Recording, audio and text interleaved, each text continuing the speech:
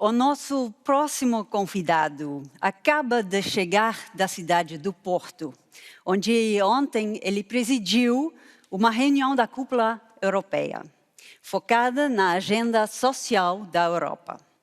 Hoje, o António Costa, bem-vindo, senhor, primeiro-ministro de Portugal, está aqui para falar sobre esta conferência.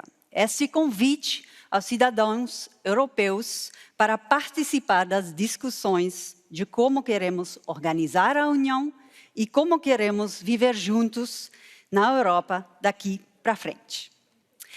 It's under Portugal's rotating presidency of the EU that this joint initiative by the European Parliament, the European Commission and the European Council takes flight. It's quite a feat to accomplish, to get all these institutions working together with the citizens. Primeiro-Ministro Costa, por favor, tenha a palavra. Muito obrigado. Senhor Presidente da República Francesa, Senhor Presidente do Parlamento Europeu, Senhor Presidente da Comissão Europeia, caras e caros cidadãos da Europa. É um prazer estar aqui hoje com o Presidente David Sassoli e a Ursula von der Leyen nesta abertura oficial da Conferência sobre o Futuro da Europa. Quando os europeus, em todos os nossos países, estão a enfrentar uma dramática crise pandémica, com terríveis consequências económicas e sociais, este ato de abertura oficial de uma conferência sobre o futuro da Europa é uma mensagem de confiança no futuro que dirigimos a todos os cidadãos da Europa.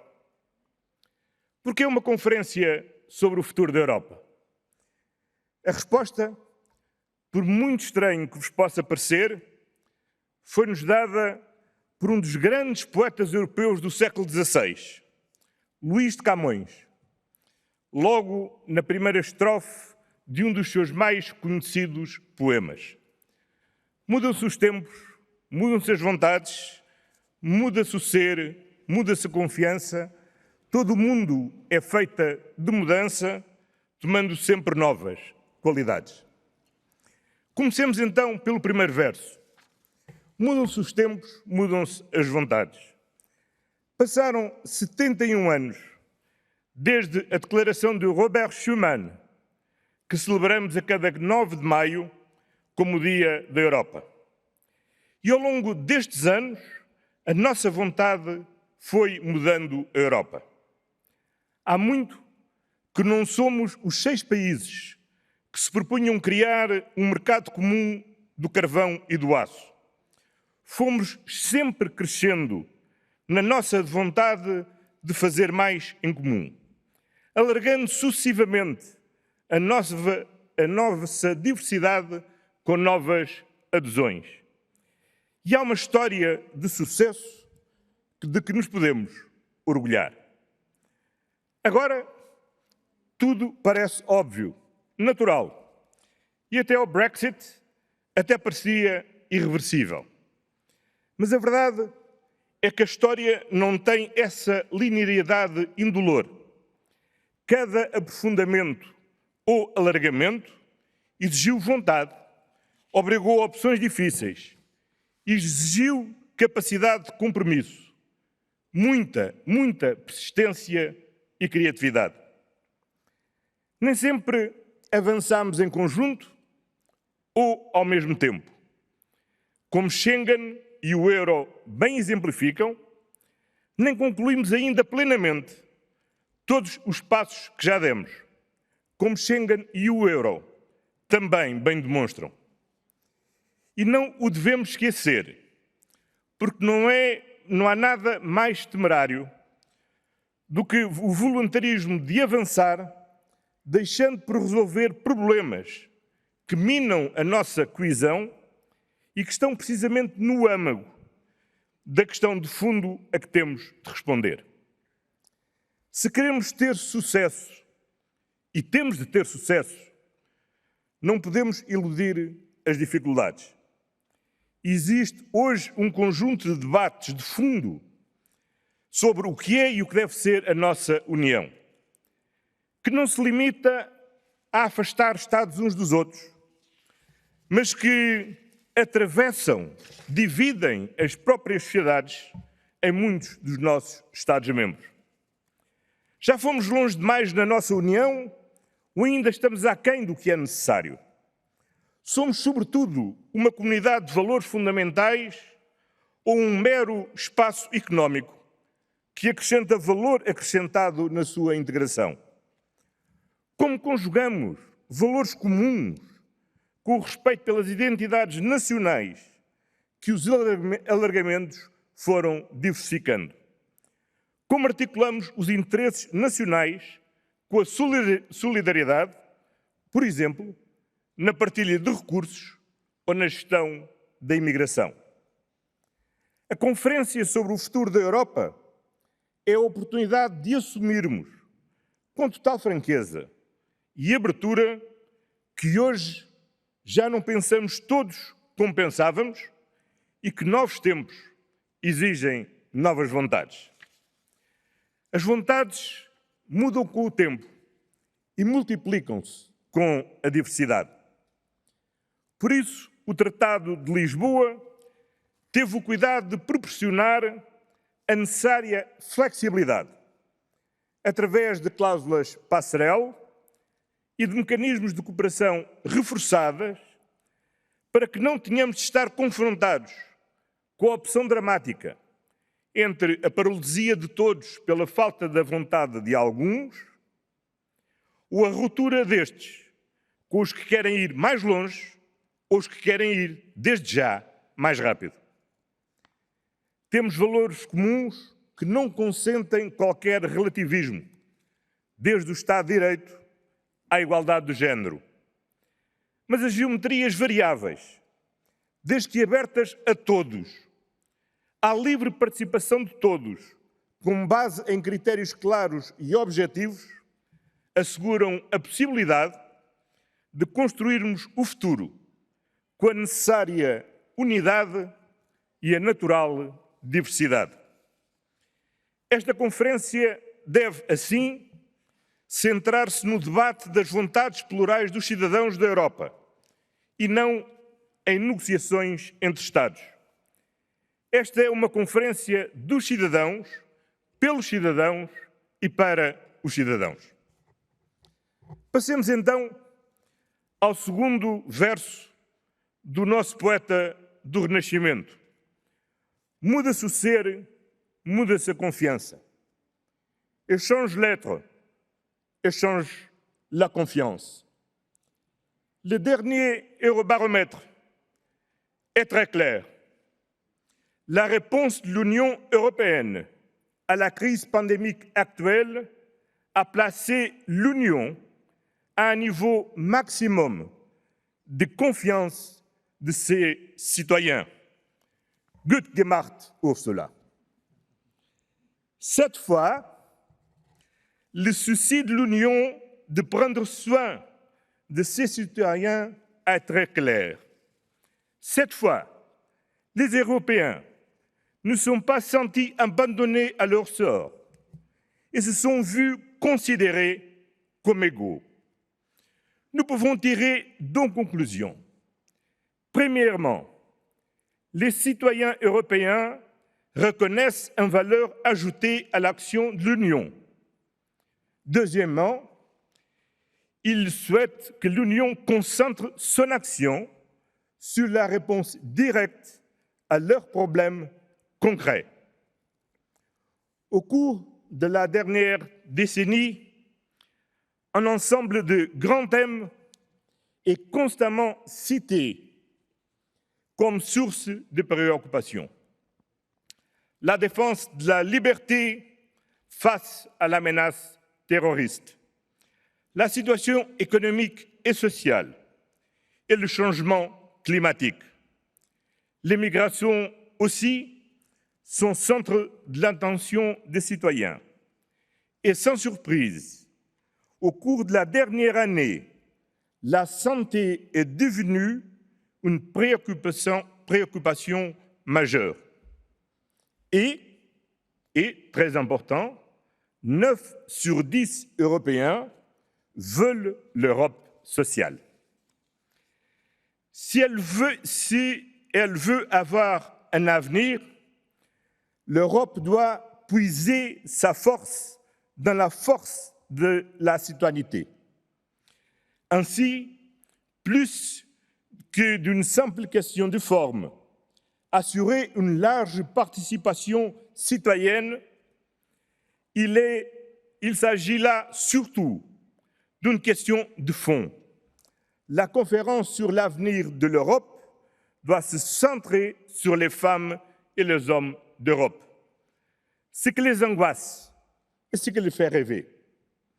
Celui-ci ne doit pas rester un exercice centré à Bruxelles. Les États membres, les régions, les municipalités, toutes les autres collectivités locales doivent s'engager à promouvoir des dialogues citoyens décentralisés. Nous devons penser aux prochaines générations et non pas aux prochaines réunions, aux prochains top jobs ou aux prochains traités. L'Europe n'a pas d'avenir si nos jeunes générations n'ont pas d'avenir en Europe. Les effrayants et persistants taux de chômage des jeunes, un marché de travail précaire et segmenté, les difficultés d'accès au logement bloquent le futur des jeunes. C'est là la plus grande menace à l'avenir et à la prospérité de notre continent vieillissant. Ceux qui considèrent les migrants comme une menace pour l'équilibre démographique se trompent. La grande menace démographique à laquelle nous sommes confrontés est notre incapacité de garantir aux jeunes la possibilité d'être libres dans l'autodétermination de leur vie. De retour à Camões, rappelons son troisième vers. The whole world is made of change. The European Union is not alone in the world and must not isolate itself. On the contrary, the EU must change to keep pace with the world. The strategic autonomy that we must pursue must be the autonomy of a Europe open to the world, diversifying our partners, defending multilateralism, standing up for our values and our standards. We must, therefore, take the lead in the major causes of humanity in our century. If Europe wants to be global, it cannot be confined to its continental dimension. The Portuguese presidency will propose that we work within the European Union on a global agenda for the oceans 2050. The oceans are a common heritage of humanity. The oceans are the most important climate regulator. The oceans needs urgent protection, and the oceans are an immense source of biodiversity and resources. Others have given priority to the moon or to Mars. But Europe must embrace oceans as a cause and our great mission for the next decade. Because the oceans cover the largest area of our planet, but remain a great unknown.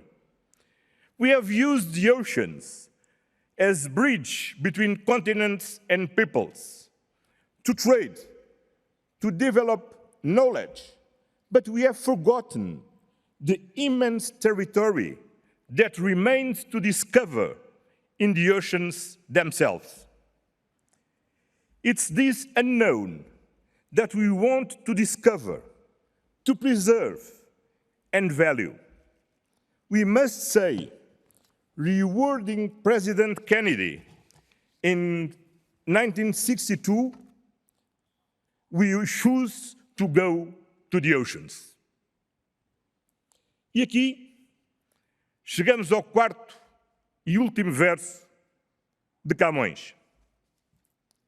Tomando sempre novas qualidades. Mais do que uma moeda única, um mercado interno ou uma união aduaneira, a Europa foi e é e terá de ser uma comunidade de valores. Um espaço com um modelo social único no mundo, garante de proteção e igualdade de oportunidades para todas e para todos. Este é um ponto sem concessões nem exceções.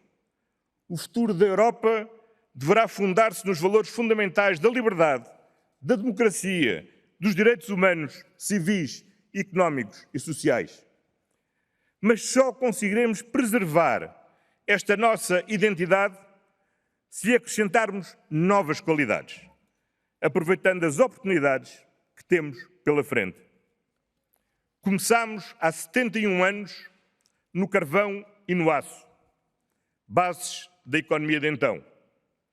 Agora temos de recomeçar no verde e no digital, os motores dos nossos planos de recuperação para o futuro.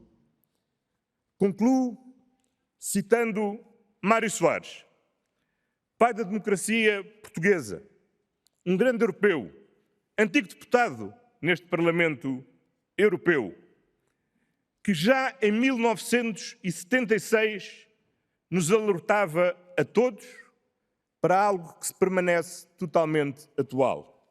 E cito: construir a Europa não é tarefa fácil.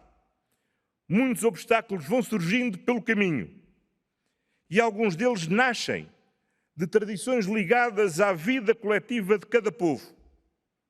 E repensar a Europa e o seu futuro é um dever permanente, que deve ser assumido com humildade, face à importância histórica dos objetivos e que deve ser obra de todos os europeus. É por isso que, mais do que espectadores da mudança, os cidadãos europeus têm de ser os opereiros desta mudança.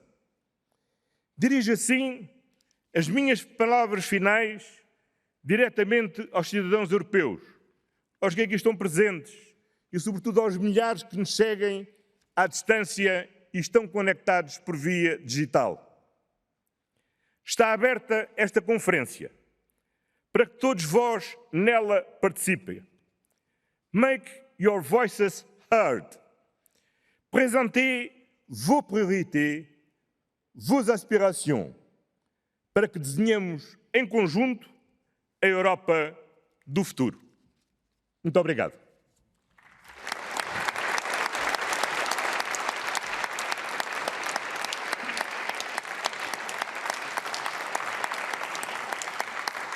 Obrigado. Merci. Thank you, Mr. President, for this speech in 3 languages of the EU. Et vous parlez le français, d'ailleurs, comme tous ceux qui sont assis sur ce panel. Et puis, le multilinguisme, c'est aussi la caractéristique de tous ceux qui vont nous rejoindre aujourd'hui.